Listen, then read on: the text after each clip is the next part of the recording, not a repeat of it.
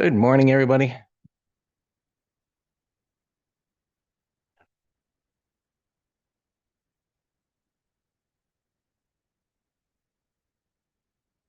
This is something else, huh? This market just churning, churning, churning. Getting some hearts today. Thank you.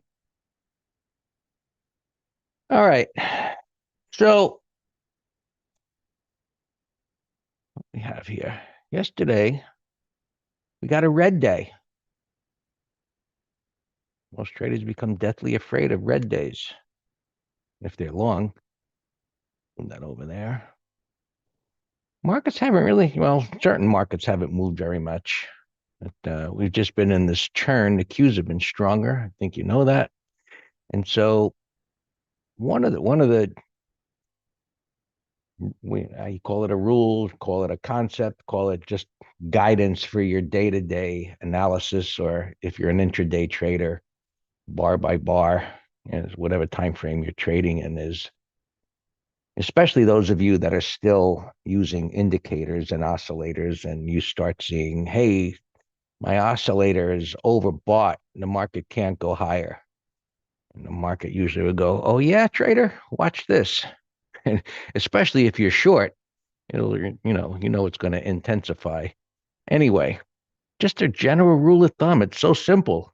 This is what I've been saying, teaching for years in the first course I ever made. The first reference point of support is the prior bar's low.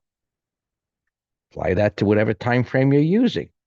So you see prices have gone up day by day or bar by bar if you're using a 5-minute chart. Prior bar's low is first support.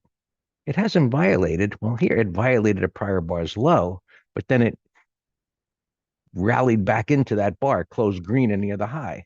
So you just continue to monitor that. You get a close below a prior bar's low.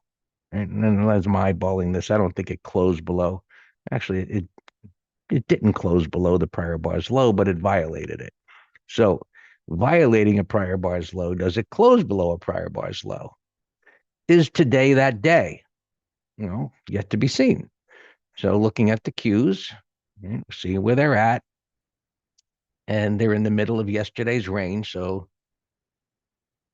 basically unchanged, give or take, right? You can see here they're up whatever a little bit from the prior close. And we've got, and let's look at this on a chart without the overnight data. And what we want to do, right, we don't have to do it, but if you set it up that way, or set an alert, just put a line at support. And if you want, you set an alert there. Right? I'm not going to do it, but you get what I mean. Right? Just go ahead and put that there and set an alert and go on with the day. If you're trading these, you're not going to do anything because the 65-minute chart is just going sideways. And, we've seen this, and it's been one of the things that have saved me from not getting chopped up intraday, because this is just sideways unless you're trading in a range, and this is relatively narrow. If it was a wide 65-minute chart range, well, then maybe, yeah, we'd buy down there and sell up there or whatever, or trade in between as it rolled over. But when it's tight like this, better to just trade other things. Mm. Right, so we do the same thing. We look at the other markets, and you know, even worse, the spiders going sideways, going sideways, going sideways, and doing nothing. And where they are here to deceive this morning, basically unchanged, give or take. You can see where the cursor is on the daily chart, but we've got this support area, and you can drag this up here and have you, but you get what we want to do. We got support, we got resistance. It's trading in between support and resistance. It's just marking time, and we'll see at some point, it's going to break it. And the thing to consider here is that, look, this sideways price action suggests it's going to go up. Mentioned, I think last week and even the beginning of this week, that you've got these bets, and it's interesting how they are on the the put side and the call side, but 7,000 is where the open interest is, the largest open interest now expiring in 2 weeks, 14 days. Um, they're betting it's going to go up there. So sometimes it does, sometimes it doesn't. Maybe it'll just go out into the next expiration month. If it doesn't, it's usually what happens. But as this has gone sideways now, it becomes ever so more important that it doesn't violate this support.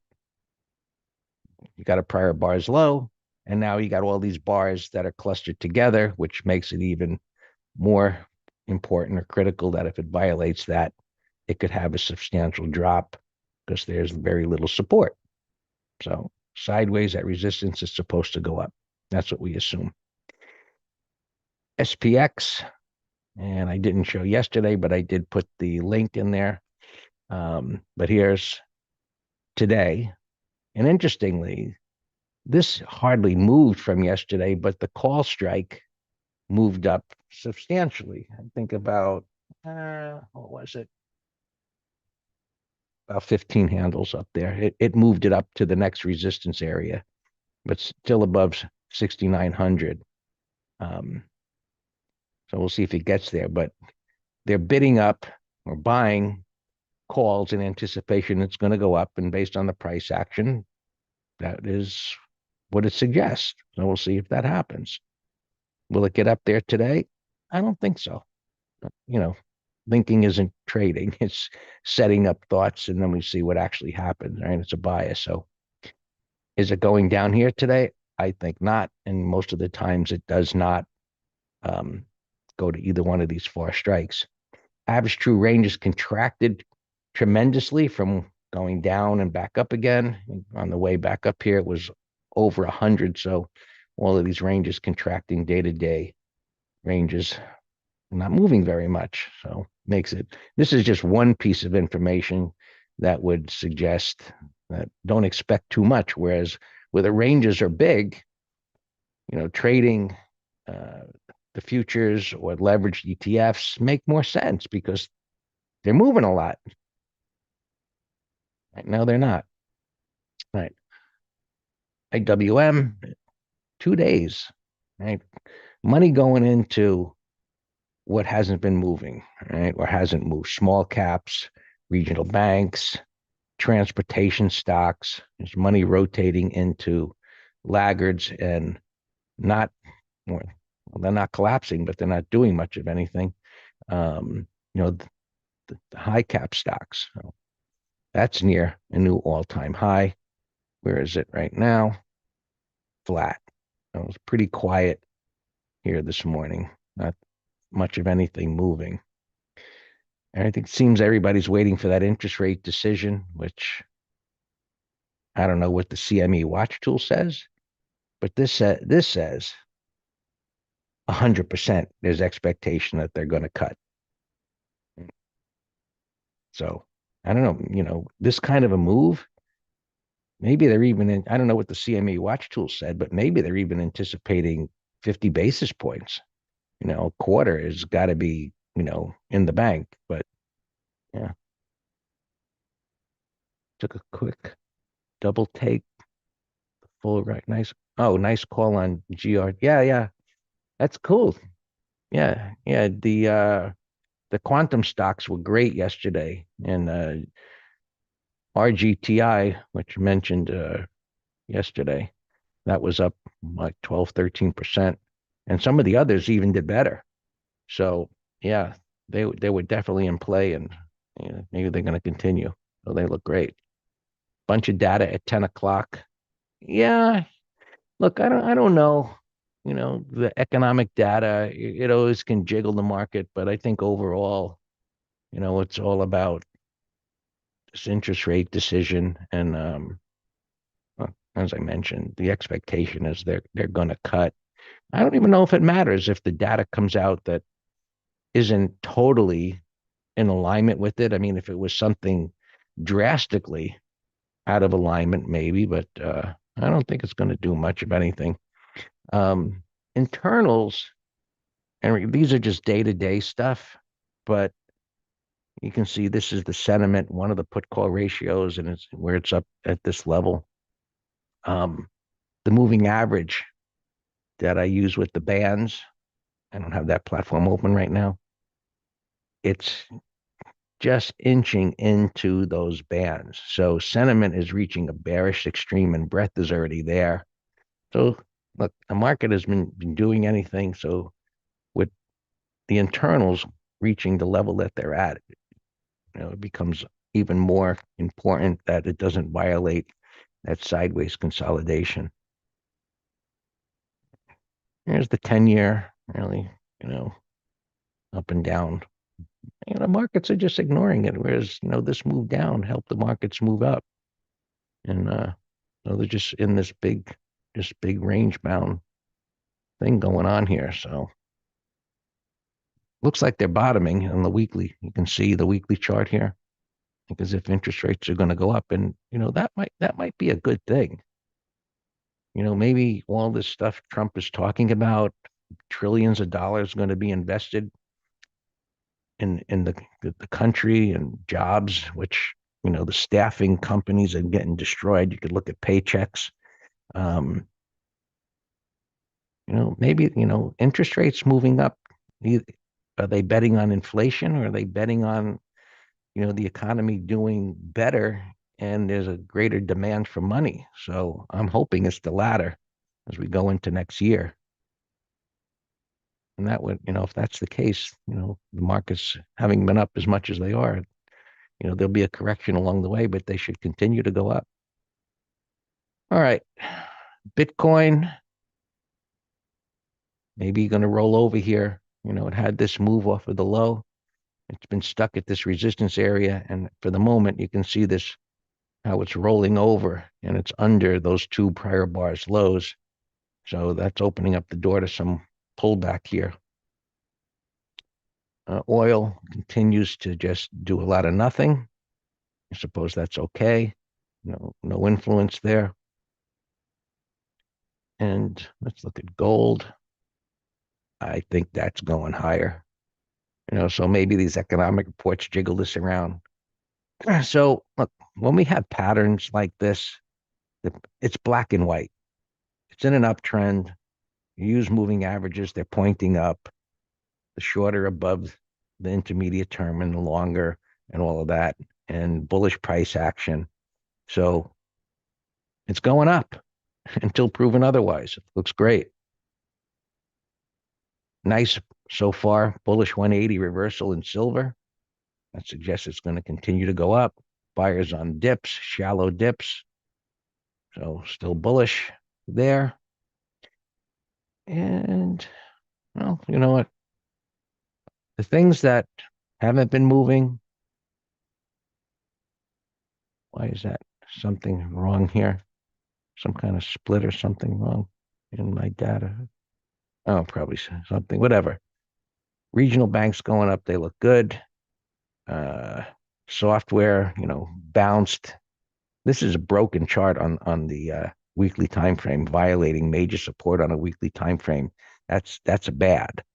And this is coming up into an area where sellers are going to emerge. So you want to keep an eye on that. OIH, yeah, the you know, oil and oil related stocks don't always move in lockstep with each other. Uh, so I suppose just oil being at a certain level makes, you know, drillers profitable. And so oil drilling stocks do well. You can see there's Schlumberger, and look at this coming out of this bottom there. I wouldn't be buying it here, but I watch this to see if it goes sideways here, because it's got plenty of room to go up. And you could look at, I usually look at Halliburton, a little bit more erratic, but you get what I mean. Several ETFs are going to split today, XLE and a few others. Okay, thank you for that. Why the sharp move in silver? People are buying it. I don't know. Maybe they're using silver as a metal in something related to AI. I don't know. Maybe there's demand for it. The chart says it's going up. It's interesting to know why things happen, but as technical traders, you know, it's going up. Where's resistance? If there's none, it should continue to go higher. So you have it. All yours, Dan. XLU is splitting today. So XLU, I would continue to watch that. Dan takes over. Um, the weekly is in an uptrend. It's just jiggling around here, but I'd watch this here to see if it can stabilize.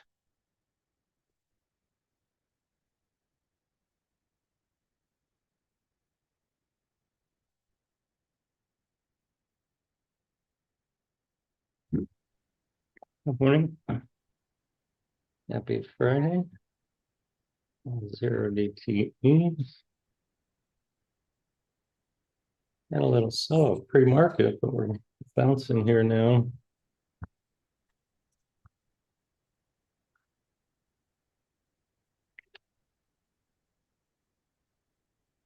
We're heavily long. We got a lot of positions. So even though if we don't like the broader market ETF, we're trading things with better patterns. Patrick just mentioned this thing ripping.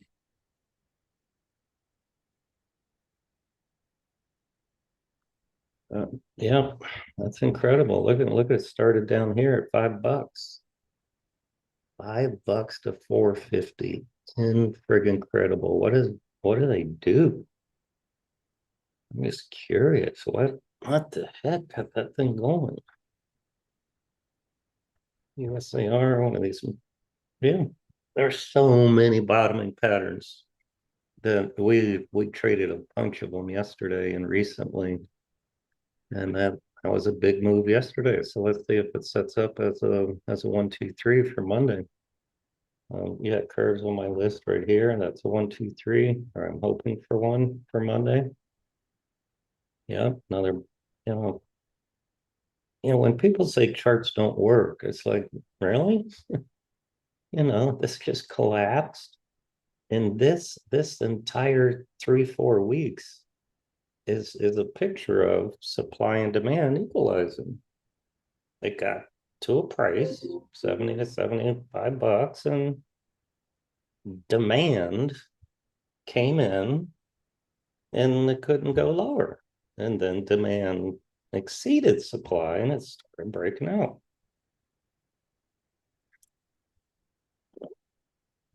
Alarms, I don't have many. TXG buy setup we talked about yesterday, and I like the range expansion. A little hesitant doing it with the internals, but patterns there. We'll do a half lot, give it a little bit bigger stop. Elf. Yeah, I like it. Another little bottoming pattern. Got killed on earnings here and it's stabilized. Same story as curve, supply and demand. Big old void. I like it. These are old from yesterday, so let me put Elf here. Looks great.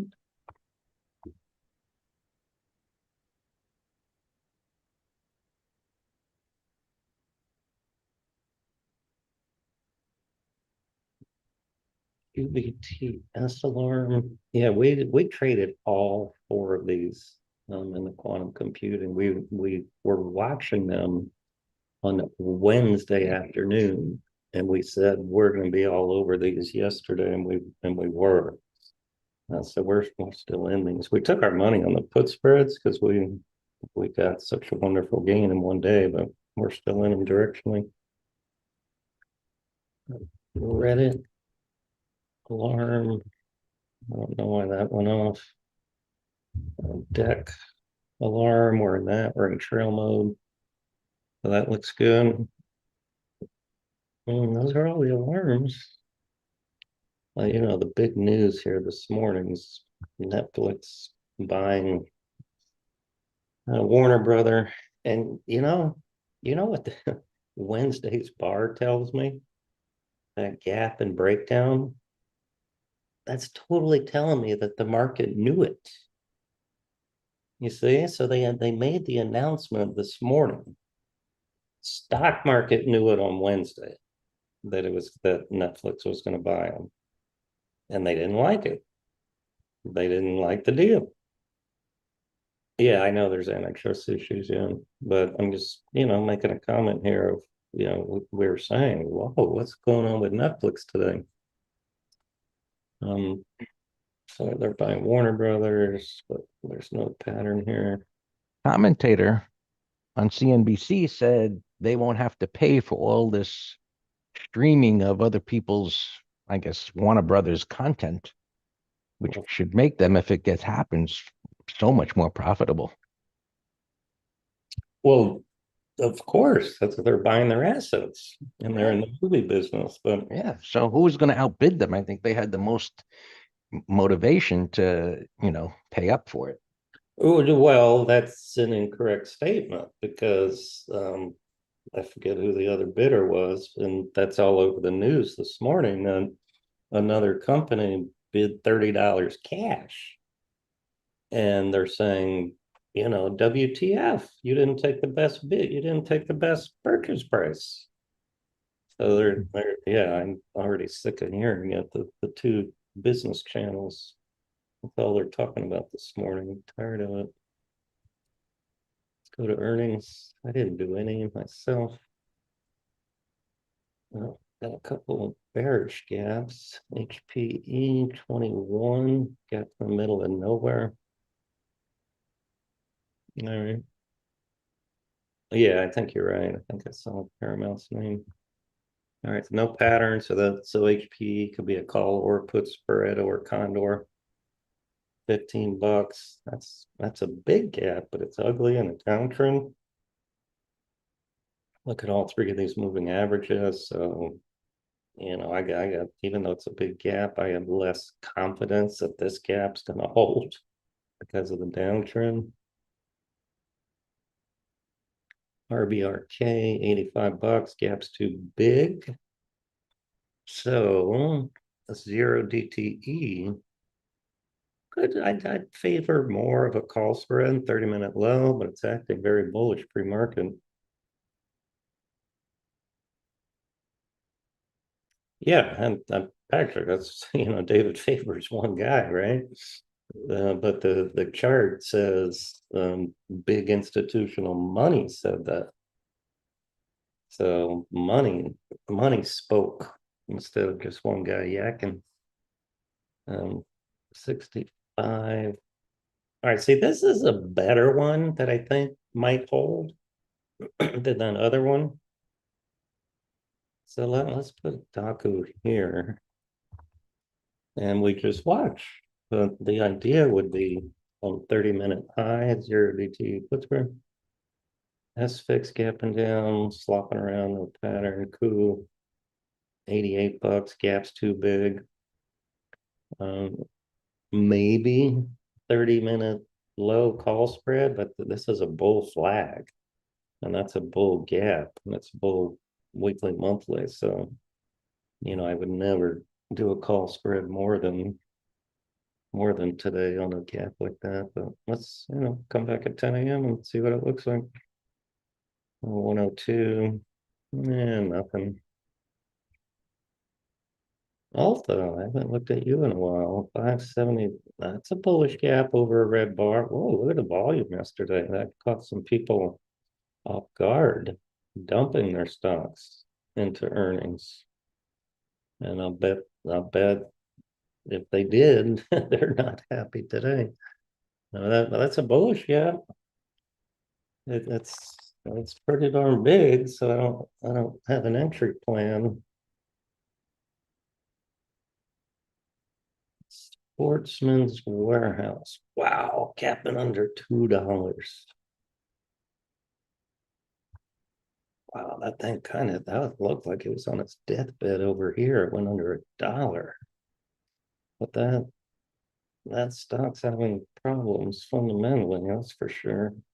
Look at that 50-cent gap down on a 250 stock. That's ugly. CHPT 919. What do you want me to do with that? It's up 3 bars and gapping up a lot.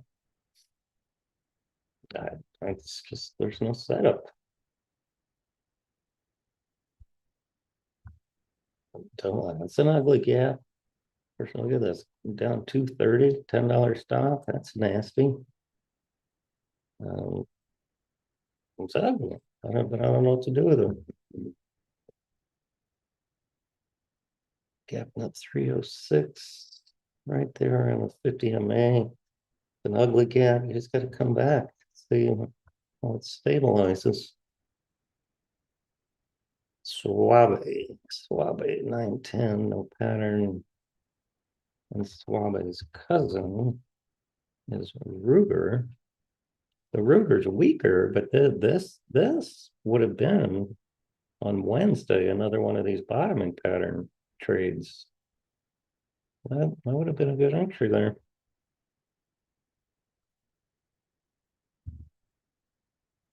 Zoom Z, $30. Okay, this one looks like a gap and crap candidate. It's up so much. I'll put that in the window.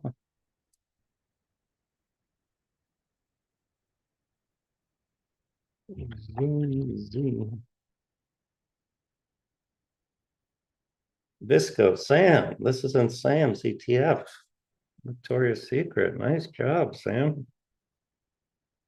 Your hands-on approach to hiring is working. When Sam took over the board right here, he said he's going to start personal interviewing. Good job.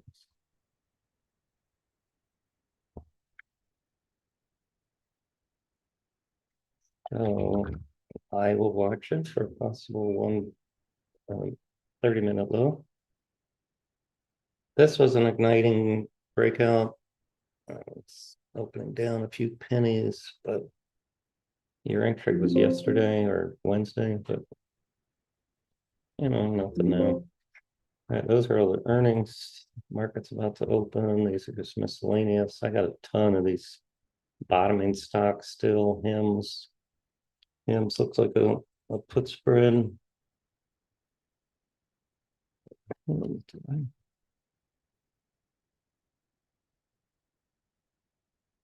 More 47.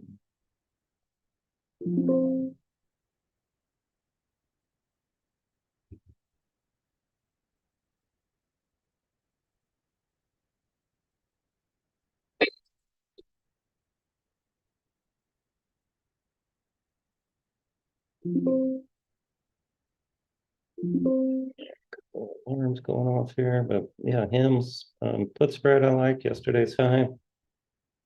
Ooh, Mr. Low alarm. We have a put spread that expires today. So with Bitcoin down, makes sense if that's weak.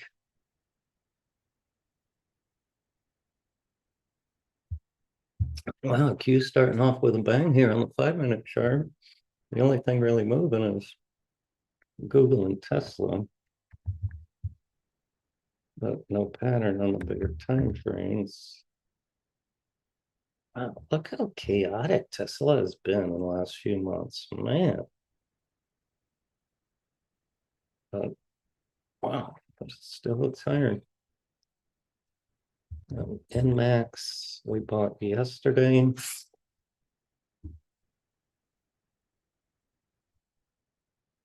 Yeah, 15-minute charts. I said yesterday into the close. It wasn't too late for the spiders and Qs hourly charts to roll over if they wanted to, because it was at the top of the range. But now I think we know our answer. Now it's a gap and go from a consolidation, which kind of was my bet because the diamonds in IWM broke out yesterday of their hourly. All right, TXG will be a clean hit now.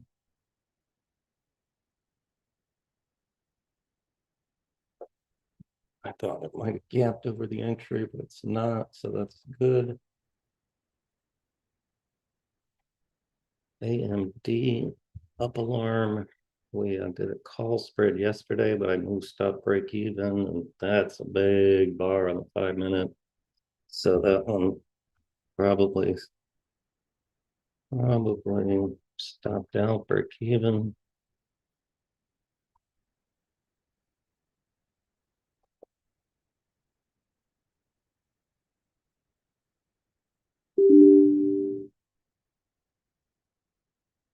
Yeah, shoot, Alex or INOD. I shorted the $60 put yesterday and obviously don't like the behavior now.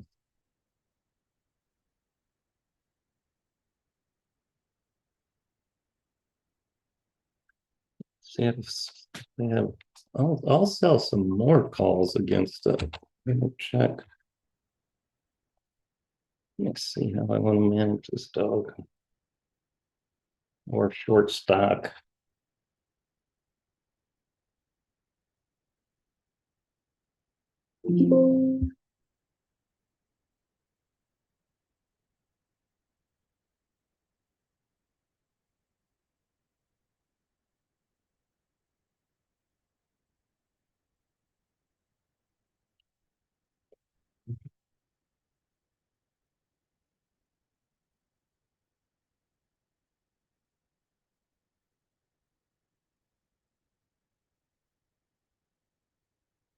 Yeah, the spreads are insane on this, so I'm gonna have to hedge with stock. Friggin' 60 puts are $1.30 by 350. Friggin' jerk.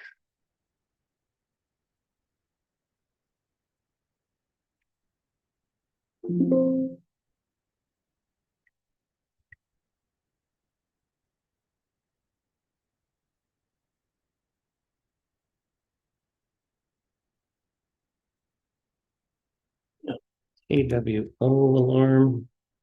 Hey, there's my bull rectangle I mentioned yesterday. I like that. So that's a REIT. A slow mover. I like it. Let's buy it 1022. There's has a penny spread, believe it or not.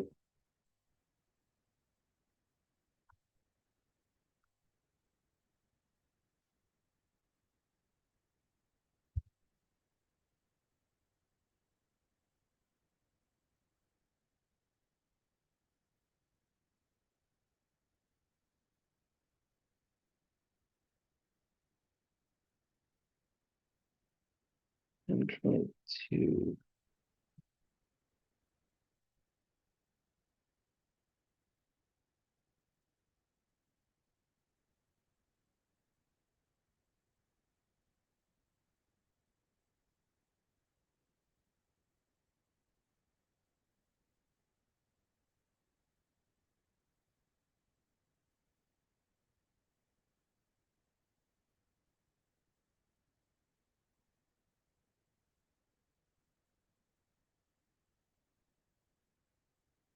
Oh, I don't check AMD call spread.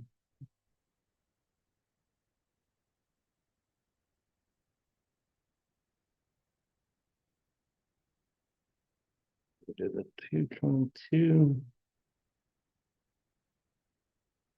227, midpoint is 76. So yeah. Yeah, that stopped out.